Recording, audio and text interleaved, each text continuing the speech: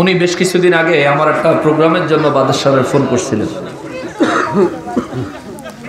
একটু গুরুত্ব দিয়ে কথাটা শুনবেন।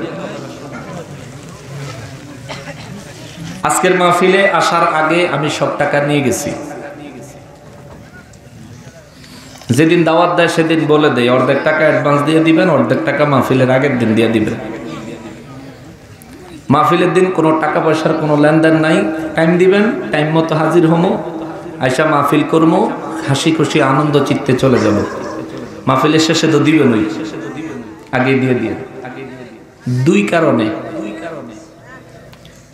এক হইল সাথে ক্যাশ টাকা লেনদেন করি না, রাত ভর রাস্তায় চলতে হয়, দেশের অবস্থাও ভালো না। দুই নাম্বার বিষয় হইল যে অনেক মাহফিল কমিটির মাহফিলের আগে সব ঠিক, মাহফিল শেষ হইলে আর টেহা থাকে না। যেমন কিছুদিন আগেও ইদানিং কালে দেখবেন, খুব সম্প্রতি 2-4-5-6 মাসের ভিতরে দেখবেন ফেসবুকে বিভিন্ন আলেমদের, এমনও কিছু আলেমরা মাহফিলের ব্যাপারে দুঃখ করে কানতে কানতে ফেসবুকে লাইভ করছে। আপনারা কেউ দেখছেন কিনা আমি জানি না। এবং আমাদের মসলকের, সুন্নি মসলকের আলেমরা কানতে কানতে চোখের পানি ফেলছে। আমার জীবনে বহুত ঘটনা ঘটছে, এগুলো কারো কাছে বলি না, বলবো না। এমনি এমনি এরকম হই নাই, আমাদেরকে এরকম বানাইছেন আপনারা। তো ওনার একটা প্রশ্ন রাখা গেছেন, যে প্রশ্নের উত্তরটা যদি না দেই তাইলে আমি একটা অভিযুক্ত থাকবো প্রত্যেকের দিলে। উত্তরটা হইল, উনি ফোনেও আমার এই কথাটা বলছেন যে আপনি যে অ্যাডভান্স টাকা নেবেন মাহফিলের, যদি আপনি আগে মারা যান তাইলে টাকার কি হবে? তা আমি ওনাকে জবাব দিছিলাম যে মাহফিলের আগে আমি মরে যাবো এই চিন্তা করে তো অ্যাডভান্স নেই না। অ্যাডভান্স নেই যে দাওয়াত দিল হ্যাঁ যদি মরে যায় তাইলে আমার বাড়িতে দিব কে? খালি আমিনি মরতাম পারি, হে বেড়ায় মরতারে না। কথা কন, হে বেড়ায় মরতারে না। প্রত্যেকের জন্যই তো মৃত্যু যে কোনো মুহূর্তেই আসতে পারে। এই কথায় বেচারা মনে বেজায় কষ্ট পাইছে। তা আমি বললাম, ভাই আপনাকে একটা নিশ্চয়তা দিতে পারি, আমার অ্যাডভান্স হিসেবে যে টাকা দিবেন এটা জমা থাকবো। আমার সিম এত এই কি বলে, আমার বিরুদ্ধে এত কষ্টের দিন আমি পার করছি, এত কষ্টের সময় আমি পার করছি, আমার বিরুদ্ধে এত চক্রান্তের সময় আমি পার করছি, কিন্তু আমি আমার মোবাইলে সিম পাল্টাই নাই। আমাদের আলেমরা কিন্তু অনেক সময় বিভিন্ন কারণে সিম চেঞ্জ করে ফেলতে হয়, বিভিন্ন কারণে। আমি সিম পাল্টাই নাই। আমি বললাম, ভাই আমি যদি মারা যাই আমার সিম খোলা থাকবে, আপনি ফোন করবেন, তারিখ বলবেন, আপনি যে টাকা দিছেন কিভাবে দিছেন বিস্তারিত বলবেন, আপনার টাকা রিটার্ন হয়ে যাবে যদি আমি মরে যাই। কিন্তু আপনি মরলে টেহা দিব না।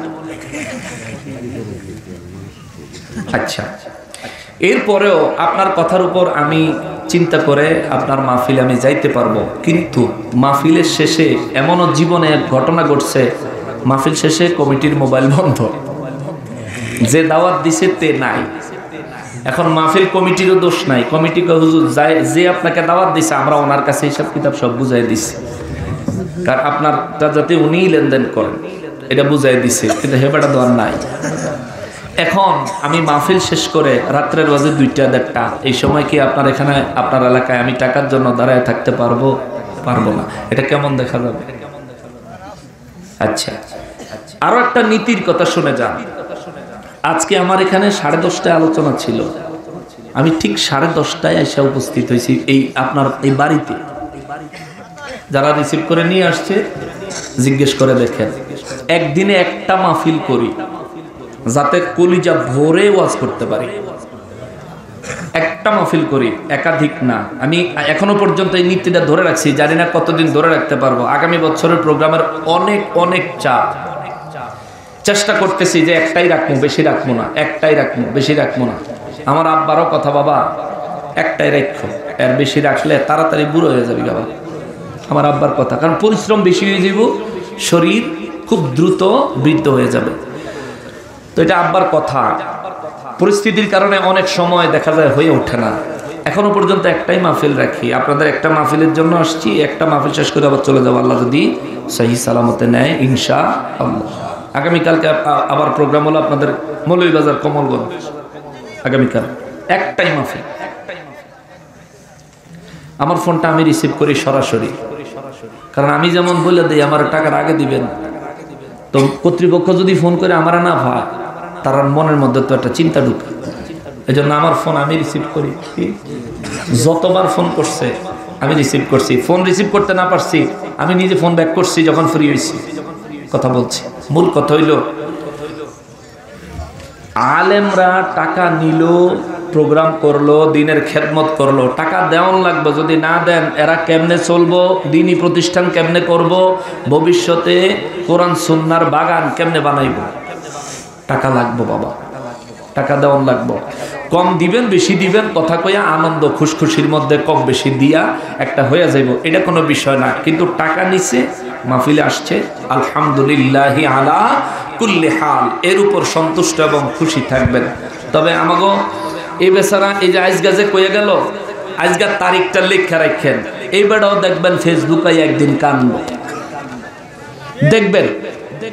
কারণ দুনিয়ার সব মানুষ একরকম না, সব জায়গাও একরকম না। জীবনে তো এই পর্যন্ত ওয়াজের বয়সই তো 13 আর হইল 5, 18 বছর। ওয়াজের বয়স 18 বছর। এই 18 বছরের অভিজ্ঞতার আলোকে শেষ পর্যন্ত সেই জায়গায় উপনীত হয়েছি।